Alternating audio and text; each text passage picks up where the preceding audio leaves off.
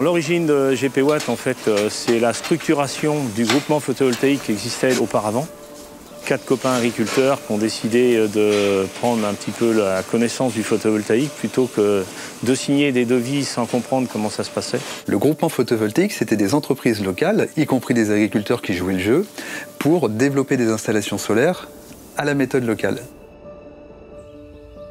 Petit à petit, on a commencé à réaliser des chantiers ensemble, la confiance est installée et tout ça, ça a pris de l'ampleur.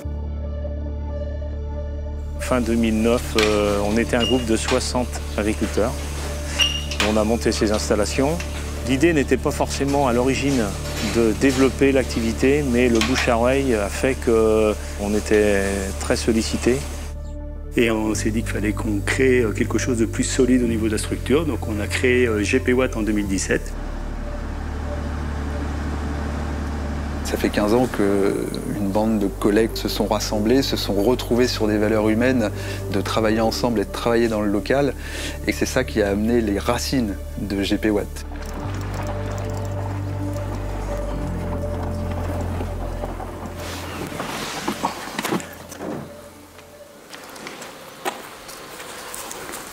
Bonjour. Bonjour, Ça va oui, Christophe Pignet, je viens avec Ludovic pour faire la maintenance annuelle. Ça marche. Voilà, on va prendre les outils. Merci. Ici, vous êtes au GEC de la Cossonnière Neuve à Cholet. On est spécialisé en production laitière. Et là, on est dans un bâtiment neuf qui est en marche depuis 2 ans maintenant. Comme on partait d'un projet neuf, pour nous, c'était une évidence de faire du photovoltaïque. Pour 2 raisons, c'est qu'on n'avait pas pu le faire avant sur nos structures existantes puisque les bâtiments ne s'y prêtaient pas. Et puis, on veut aussi participer à cet effort de production d'énergie renouvelable. Donc, c'était le moment d'y aller, c'était le moment de le faire. Pourquoi avec GP Watt ? Parce que d'abord, c'est des histoires d'hommes, de rencontres. Je voulais aller sur une structure où je savais que les résultats allaient être là, que l'accompagnement allait être là. Donc voilà, on a fait ce choix, on ne le regrette pas aujourd'hui.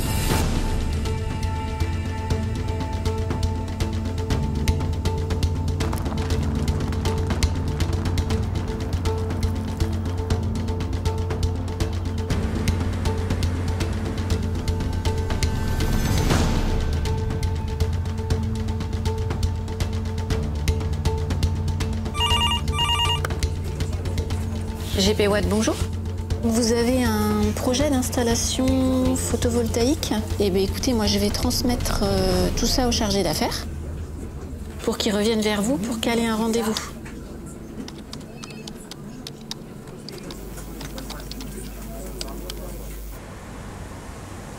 Donc ce matin, on va voir une entreprise de distribution de produits viticoles.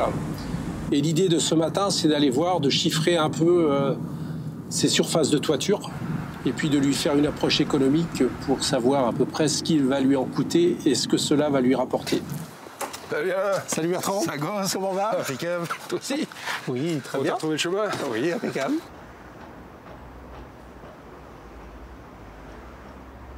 On va être à 16 mètres de rapport. Et côté sud? Ouais. Bah pareil, de l'autre côté. Allez, toc. On va rentrer tout ça dans le système, voir ce que ça dit.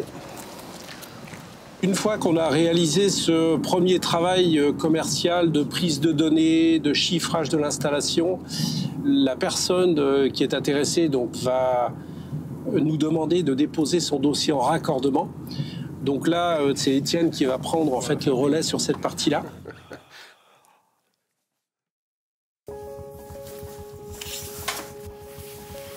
Ça va faire 25 ans que je fais de l'ingénierie spécialisée dans des projets d'énergie renouvelable et de photovoltaïque pour tout type d'applications un peu partout dans le monde. Le photovoltaïque servait d'abord à apporter l'électricité là où il n'y en avait pas. Quand on travaillait dans ce domaine-là avant 2010, en gros, là où il y avait du boulot, c'était dans les pays en développement, dans les pays non électrifiés. Mais ce qui est fascinant dans cette technologie, c'est que le produit de base, c'est un panneau solaire de 2 mètres carrés. Et c'est exactement le même qu'on va mettre au fin fond de Madagascar pour sortir de l'eau de terre, que l'on va mettre dans des champs de plusieurs hectares pour des projets beaucoup plus capitalistiques et qui posent d'autres questions. Un projet photovoltaïque, on imagine que c'est un bâtiment, des panneaux, un toit, donc il faut que le bâtiment tienne et que les panneaux soient bien posés. Mais il faut aussi qu'il soit conforme à toute une réglementation qui autorise le producteur à vendre son électricité. Donc moi je fais toute cette validation et je monte le dossier que j'envoie à Enedis. Et je suis en échange avec Enedis pendant plusieurs mois pour valider la conformité administrative du dossier pour que Enedis accepte que ce projet soit raccordable au réseau.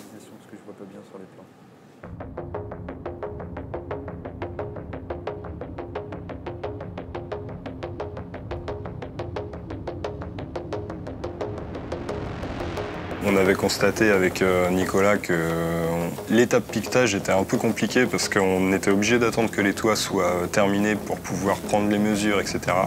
On a entendu parler de cette solution, piquetage drone, donc on l'a testé, on a vu un petit peu si ça pouvait être pertinent pour ce qu'on faisait. Et effectivement, on s'est procuré un drone qui nous permet en fait de faire un survol de la zone qu'on veut cartographier et qui, grâce à un logiciel, en fait, va faire un morphisme 3D de la zone. On va sortir de ce logiciel un bâtiment en 3D sur lequel on va pouvoir venir poser nos panneaux et donc on va pouvoir faire tout notre carnet de câbles et tout notre dossier d'exécution en fait à partir de ce 3D-là. On a un modèle 3D qui est de fait réaliste en fait, qui correspond à ce qu'on a sur le terrain. C'est beaucoup plus complet et sécurisant en fait dans notre travail, ça nous permet d'être plus efficace. La première fonction du bureau d'études, c'est le cœur du réacteur, on va dire chez GP Watt, c'est préparer la mise en œuvre des chantiers. Et puis la deuxième fonction du bureau d'études, on va dire là c'est plus la partie R&D, recherche et développement. Ce qu'on ne fait pas jusqu'à présent, est-ce qu'on peut le faire ou est-ce que ce qu'on fait, on peut le faire différemment? Salut les gars. Salut. Ça va? Ça va, impeccable. La forme? Impeccable. Bon, aujourd'hui, chantier SEA Le Hubert. Donc 2 bâtiments, un revente total en autoconsommation. Donc il y a 4 km de câbles à préparer. Voilà, un carnet de câbles. On Eh bien, bon courage les gars. Ça roule. Allez, à Merci. plus tard. Merci. Allez, salut. Avant chaque chantier, on va prendre toutes les mesures nécessaires pour réaliser nos fameux carnets de câbles, on appelle ça, pour tout préparer en atelier. On a choisi ces stratégies de façon que toutes les connectiques qui sont posées en toiture, eh ben, au lieu de les faire en toiture dans des conditions en pente, avec de la pluie ou du vent, on n'est pas tellement à l'aise. Et cette connectique qui doit durer minimum 20 ans, eh ben, on la prépare en atelier dans des bonnes conditions. On va changer les 2 palettes. Ok. Allez, go.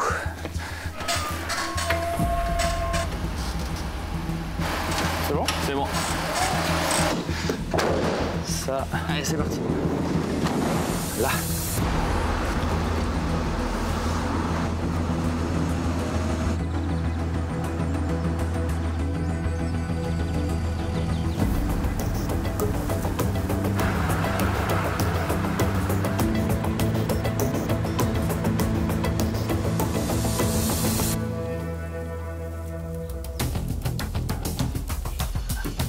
On est sur un projet de 500 kg.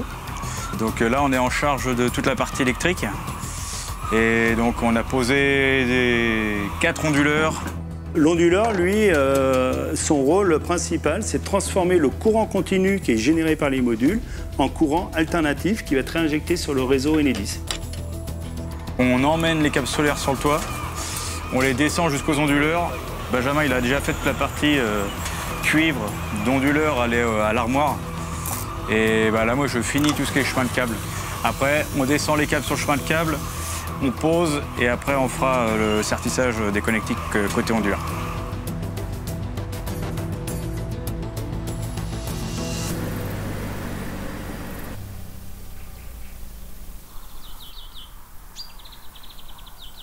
Aujourd'hui, on est sur un chantier donc, près des Ponts de Cé, Angers. C'est un chantier qui fait 300 kg. On a 2 locaux onduleurs avec 2 bâtiments différents, un monopente et puis un bipente.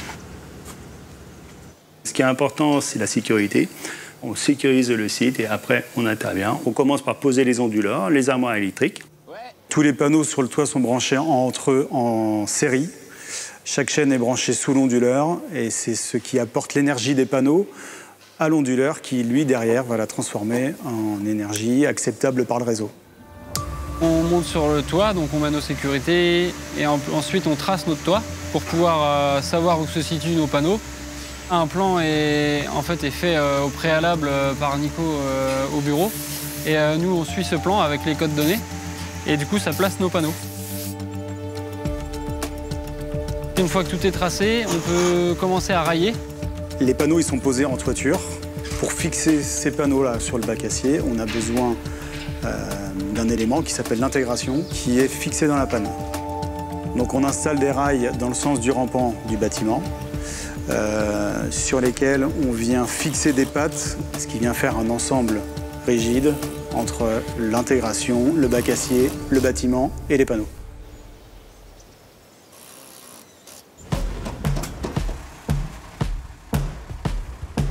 Pour la pose des panneaux, on a des engins, donc on a le télescopique et la nacelle pour pouvoir aller sur le toit. On vient emmener les panneaux en toiture avec le télescopique, on monte complètement la palette de 800 kg sur la toiture et les gars viennent prendre les panneaux un par un et les dispatcher en fonction du plan de pose qui a été fait.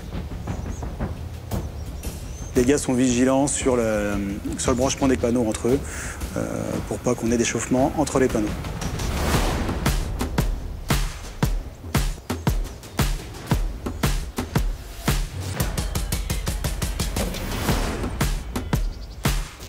Une fois que tous les modules sont posés en toiture, l'installation photovoltaïque est prête à démarrer.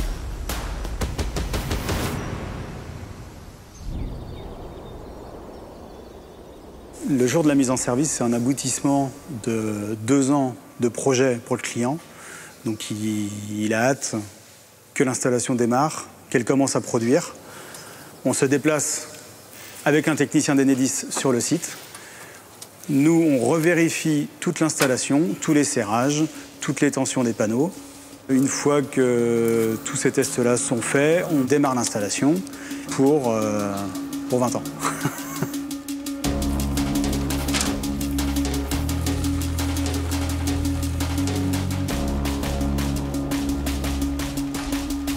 L'Acuma existe depuis 1984. Aujourd'hui, il y a environ 30 adhérents.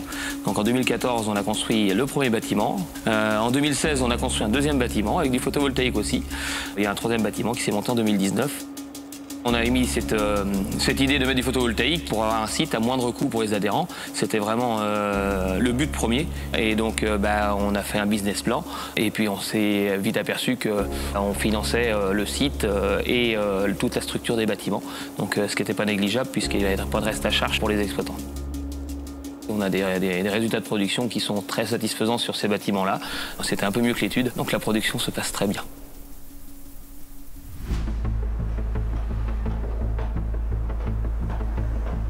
Notre projet en fait est démarré donc en 2018. On avait une problématique justement dans cette extension de devoir faire de l'énergie renouvelable et notre choix s'est porté sur le photovoltaïque. L'ensemble du projet d'extension, en fait, on avait à cœur de faire travailler des acteurs locaux et on avait aussi des échos de la société GP Watt par nos clients agri. Donc on les connaissait déjà un peu auparavant et on avait à cœur justement de travailler avec eux. Notre projet était un peu spécifique parce qu'on est sur un bâtiment plutôt type industriel avec une toiture plate et GP Watt devait se coller au projet qui était déjà quasiment finalisé. Donc ils ont su s'adapter avec un système de chevet aluminium qui était collé sur la toiture plate goudronnée.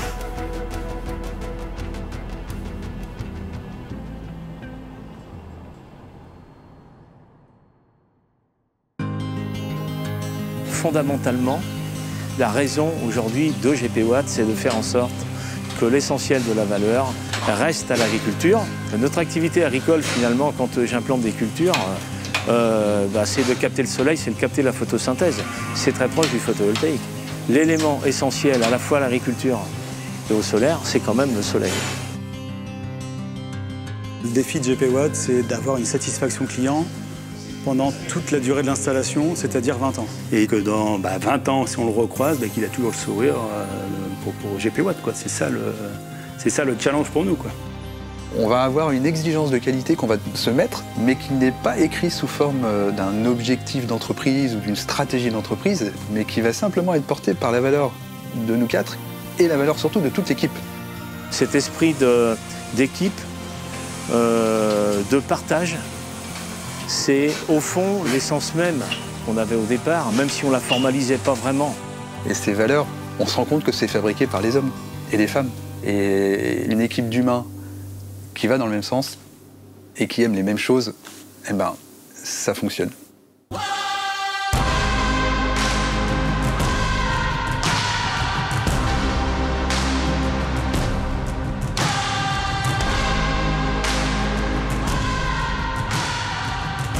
Le secteur du photovoltaïque nécessite une adaptation continue au niveau technique et réglementaire.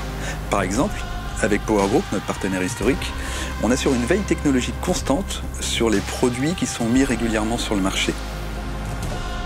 En 2024, en France, la production d'électricité photovoltaïque a dépassé toutes les prévisions, non sans révéler certaines fragilités, notamment par rapport à son intégration au réseau. Toujours est-il, le photovoltaïque demeure une solution clé et pertinente pour une production d'énergie locale en adéquation avec les besoins des entreprises, quel que soit le secteur d'activité. C'est cette adaptabilité aux défis énergétiques associée à une proximité et une rapidité d'intervention, depuis toujours dans notre ADN, qui définissent l'horizon de GP Watt.